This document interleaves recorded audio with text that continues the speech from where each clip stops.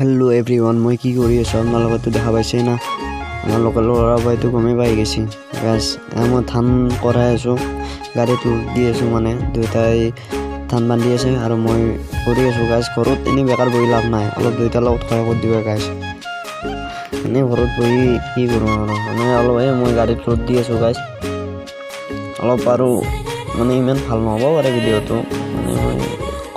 অলপ বেলেগ ভিডিও চাইতো এনেকৈ শিকি থাকিব লাগিব না নিজে একেদিনেতো কোনো ধনী হৈ যাব নোৱাৰে না সেম কথা হয়